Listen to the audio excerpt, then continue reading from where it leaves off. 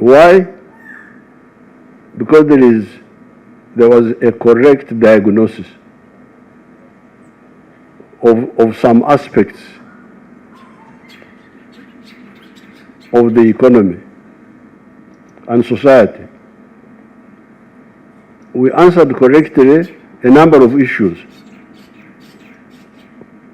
Number one, we rejected the politics of identity, the politics of tribes, of religion. We said no.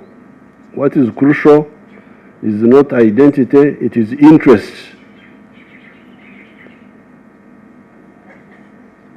The fact that, and that's why we emphasize patriotism. And our answer was private sector-led growth. That's why the economy is growing, in spite of the corruption we are talking about, but the economy is growing. Yes, there is corruption, there is no proper distribution of wealth, but the economy is growing. Why? Because of a correct analysis. So therefore, for me, I would want to advise you that if you really want to make a contribution, study ideology.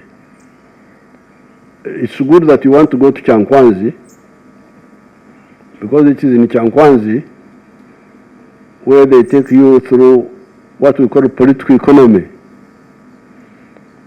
Political economy is I told these people when we came from the bush to introduce a paper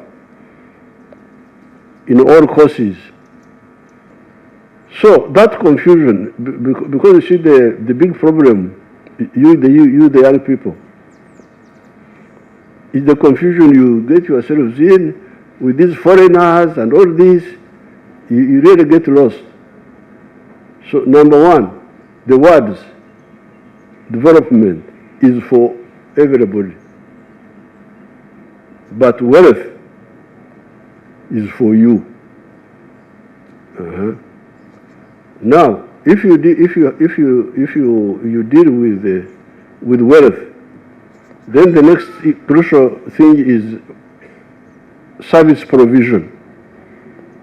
Service provision, like the Mugisu man. The fourth point is jobs. Emirimu. What you are talking about.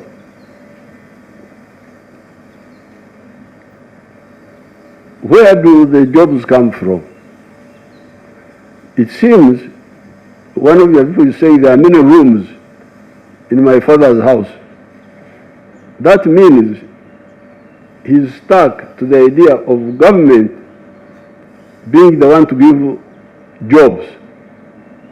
But this is not a correct position, because how can the government have jobs to employ all these Ugandans? Because you know the jobs, the government jobs are well known. All these roads we are building, they belong to everybody. And we can keep on pushing the development of infrastructure. But if you don't grasp the issue of the difference between development and wealth creation, Obugaga, in fact, in our local language it is even better, because the development is Enkula Kulana, Donglobo in Luo, but wealth is Obugaga. Lonyo in Acholi. And we always advise you that what comes to your house is Obugaga, not Enkula Kulana. Enkula Kulana can be there or may not even be there, but you can have Obugaga still.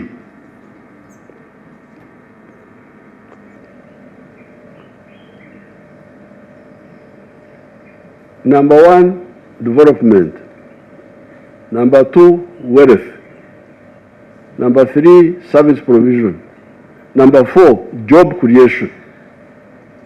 When you engage in wealth creation, you create jobs. That's what the God's man has done. By creating wealth for the 8,900 now, they have also created jobs for 1,000. So the 1,000 are not part of they are not the owners. These are employees. So the source of jobs is wealth creation. The majority of the jobs must come from wealth creation. The youth, if you say just youth, you are not going to go very far. You better understand the political economy of society. We can talk more, but now coming to all these issues, corruption, corruption, all these policymakers are not in contact, and all that. That the youth are marginalized. In short, they are not cared about. But we were aware of all this. I have told you that I started being involved at the age of 14.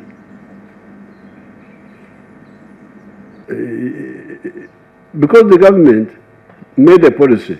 Number one, this money has come to the parish, 100 million.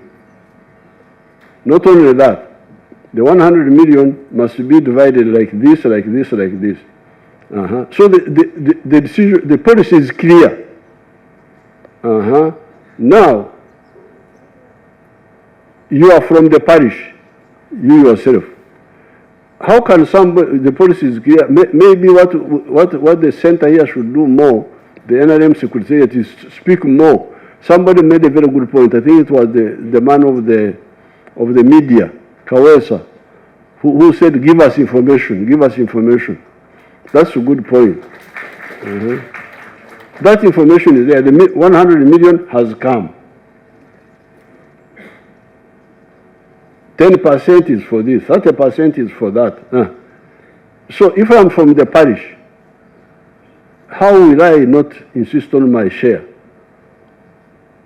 Why would I not? You don't have time to answer it, but next time I meet you, I want you to answer that. Finally, I want to thank you very, very much for entrusting us with work, and we should plague not to disappoint you.